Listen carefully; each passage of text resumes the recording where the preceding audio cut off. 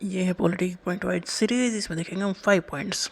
Parliamentary जो system होता है गवर्नमेंट का, मतलब पार्लियामेंट के थ्रू गवर्नमेंट बनती है, मतलब एमपी और एमएलए चुने जाते हैं, फिर वो अपनी गवर्नमेंट बनाते हैं। एमपी अपनी गवर्नमेंट बनाते हैं सेंटर में और एमएलए अपनी गवर्नमेंट बनाते हैं स्टेट में।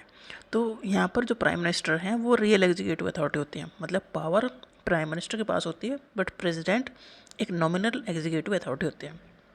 जैसे घर का मुखिया है, वो रिटायर्ड हो चुके हैं, अब वो आराम से घर पर रहते हैं, तो वो प्रेसिडेंट है, मतलब उनके पास काम करने की पावर नहीं है, रियल पावर नहीं है। तो रियल पावर उसके पास है जिसके पास पैसा चल रहा है।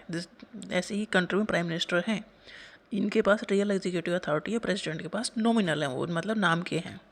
मतलब उनके पास भी, प्रेसिडेंट के पास भी काम होते हैं, जैसे कि मुखिया के पास भी बहुत सारी चीज़ें होती हैं, अथॉरिटी होती है, बट प्राइम मिनिस्टर के पास ज़्यादा एग्जीक्यूटिव अथॉरिटी होती है। रियल वाली जो काम करते हैं वो प्राइम मिनिस्टर ज़्यादा काम करते हैं। Prime minister shall be appointed by the president. Prime minister को कौन अपॉइंट करेगा? प्रेसिडेंट अपॉइंट करते हैं, बट अपनी मर्जी से अपॉइंट नहीं करते हैं। जो पार्टी के एमपी ज़्यादा जीते हैं हुए हैं, मतलब जो पार्टी मेजोरिटी में जीती है, उनका जो हेड होगा उन्हें अपॉइंट किया जाएगा एज ए प्राइम मिनिस्टर। मतलब प्रेसिडेंट अपनी मर्जी से किसी को भी प्राइम मिनिस्टर अपॉइंट नहीं कर सकते। तो प्राइम मिनिस्टर को अपॉइंट करते हैं प्रेसिडेंट, बट वो मेजोरिटी वाली पार्टी के हेड होने चाहिए।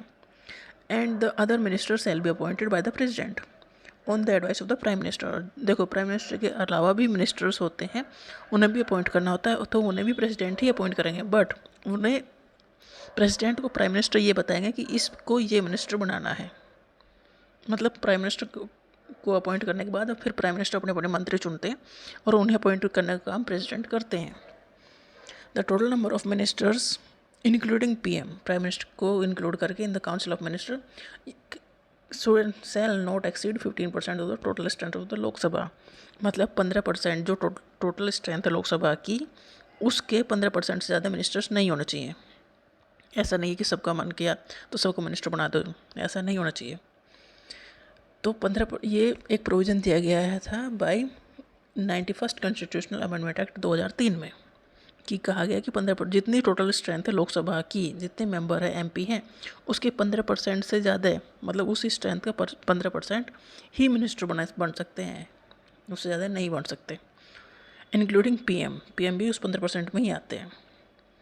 तो 91st कॉन्स्टिट्यूशनल अमेंडमेंट एक्ट 2003 में ये प्रोविज़न दिया गया था। तो ये काफ़ी इंपॉर्टेंट है कि कितने मिनिस्टर होने चाहिए, मैक्सिमम 15% होने चाहिए total strength of the Lok Sabha, उससे ज़्यादा नहीं होंगे।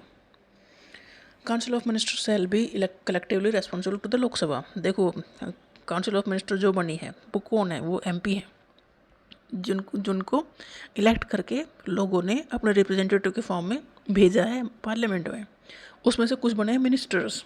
अब मिनिस्टर्स को काम करना है, तो ये कलेक्टिवली रेस्पॉन्सिबल है टू द लोकसभा, क्योंकि लोकसभा में एमपी है और वो जनता को रिप्रेजेंट करते हैं। तो काउंसिल ऑफ मिनिस्टर को आंसर देने हैं किसे? जो लोकसभा को। लोकसभा मतलब एमपीज को, और एमपी कौन है? पब्लिक है, पब्लिक को रिप्रेजेंट करने वाले मेंबर हैं। जैसे क्लास को रिप्रेजेंट करने वाला मॉनिटर होता है, ऐसे ही एमपी हैं जो लोकसभा को में उस अपने एरिया को रिप्रेजेंट करते हैं। तो काउंसिल ऑफ मिनिस्टर को उन्हें आंसर देने हैं, मतलब मंत्रियों को उन्हें आंसर देना है कि तुमने ये काम क्यों किया या किया, ये काम क्यों नहीं किया। जो सैलरी और अलाउंसेस होते हैं मिनिस्टर्स के, ये कौन डिटरमाइन करता है कि इन्हें कितनी सैलरी मिलेगी, मिनिस्टर्स को क्या क्या अलाउंस मिलेंगे? ये पार्लियामेंट डिटरमाइन करती है, मतलब जनता डिटरमाइन करती है इनडायरेक्टली।